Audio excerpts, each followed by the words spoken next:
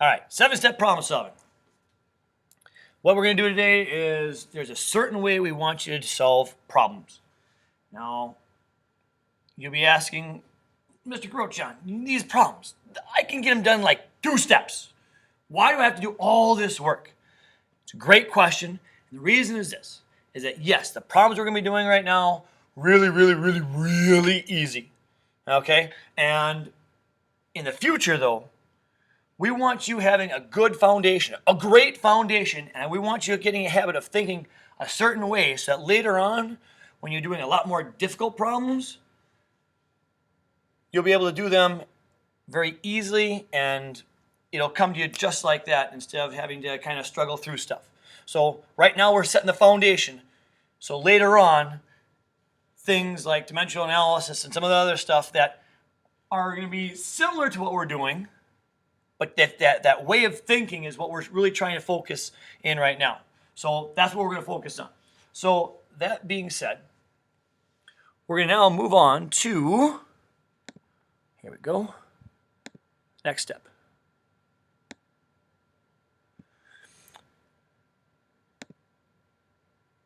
All right, so here we have a first problem here. It says, what is the density of a liquid that has a volume of 150 milliliters and a mass of 300 grams?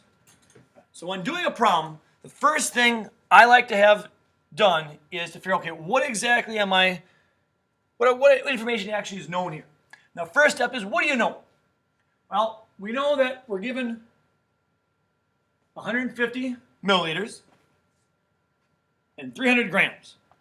Now, if you haven't learned the unit labels for grams and volume, or for mass and volume and density, that's the first thing you need to do. You got to really figure that out. If you're still working through it, that's fine. A lot of times in a word problem, you'll find information that's kind of hidden in there that'll give you clues to what those numbers actually mean if you don't understand what the unit label is. But the unit label is the best way to figure out what we're dealing with. So here we have the first thing, 150 milliliters. Well, you can see here it talks about volume. So what I like to do is underline that, saying, okay, I know what that is. And I have mass here. Mass is 300 grams, so underline that. So that's our first step, is to, what do you know? What extra information do you know? So our first step, here's what do you know? So we write down volume is 150 milliliters, and our mass is 300 grams. Okay? Step 2. Step 2 is pretty straightforward. It says, what don't you know? So what are we trying to solve for? So we read the question here. So what is the density of a liquid that has a volume of 150 milliliters and a mass of 300 grams? So what are we trying to find? We're finding density. So I take this, and I like to put a box around it just so I kind of separate that out, saying, okay, this is what I'm looking for. So our density, D, equals a big old question mark. Our third step is called the mother equation.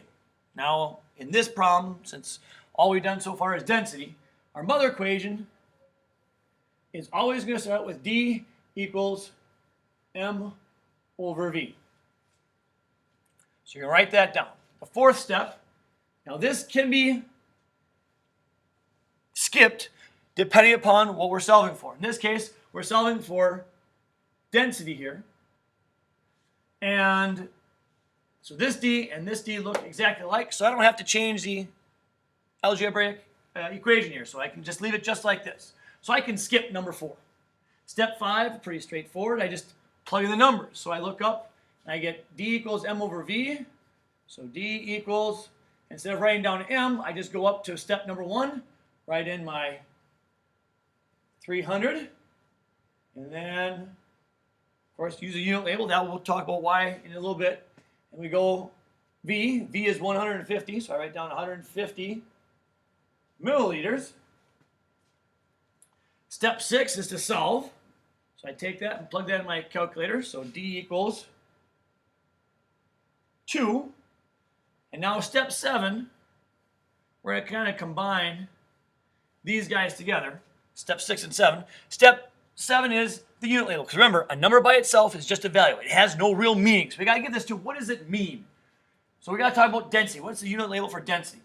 Well, I know that it's mass over volume. So if I forgot, oh, I can't remember what it is, take a look at your step number 5, where you plugged in the numbers. And if you got rid of the numbers here, what are you left with? G over ml. Well, can anything cancel out? No. So our unit label here is grams over milliliters. Put that 300 back. And that's the first problem.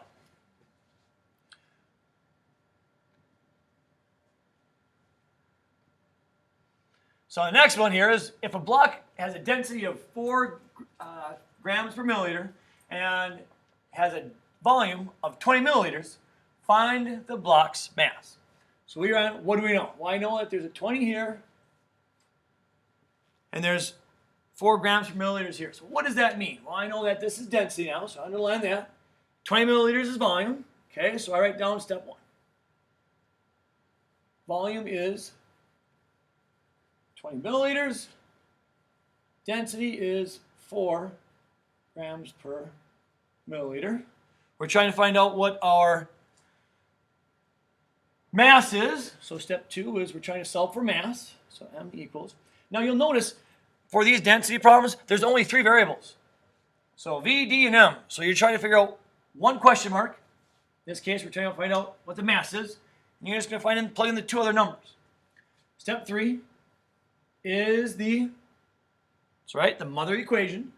So D equals M over V. Now, our next step is what? To change the equation. Well, do we need to change the equation? Does this M right here look exactly like this M? No. We've got this M is above the line. It's completely by itself. And this M, we have to get rid of V. So now, some of you are going to be, well, I'll just start doing the algebra and switch it over. You can't. Step 3 is left alone. You never touch the mother equation. Leave the mother alone. Step 4 is to change the equation. So here, if I want to change it, if I want to do the algebra to find out, this is where I get D equals M over V. To solve for this, I ask the questions, okay, is V, or is M above the line? Yes. Is it by itself? No. So I got to multiply by V. I put V above the line on both sides. V's cancel out, so I'm left with dV equals M. So you're solving for, so mass equals density times volume. Step 5 is to plug in the numbers. So 20 milliliters times 4 grams per milliliter. 6 is to solve, so 20 times 4 is 80. Step 7, I'm going to kind of combine the 2 here. Now we have 80. Well, what does it mean? Well, if we take a look here, if I got rid of the numbers of 4, there we go. Oh, there we go. 20. Now I've got milliliters on top, milliliters on the bottom. They can cancel out. So now my unit label is mass. Now remember, you can't just change unit labels by themselves. All right, you just can't say, oh, grams, I'm going to write down kilograms for my answer for 80 kilograms. No, you have to use exactly what you have. You can't write down 80 or change this into centimeters or just randomly change anything. It has to be whatever is in the problem has to be down on your paper. So here we have an answer of 80 grams. Now I'm going to tell you, give you a little hint here, but something called the triangle of truth. In this case, this is the triangle of truth. This we're going to go to a new one here.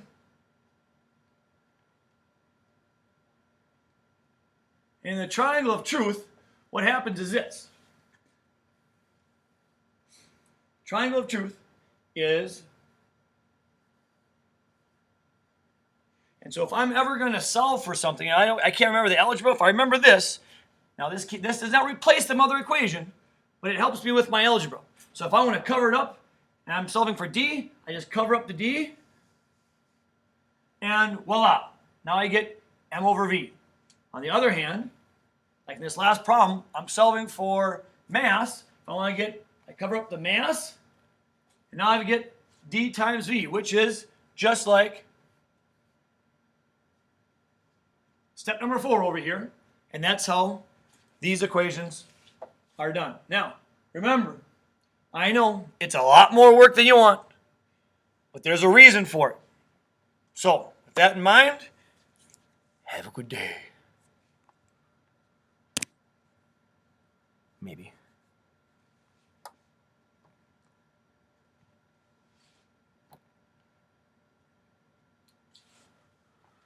Oi. Won't stop.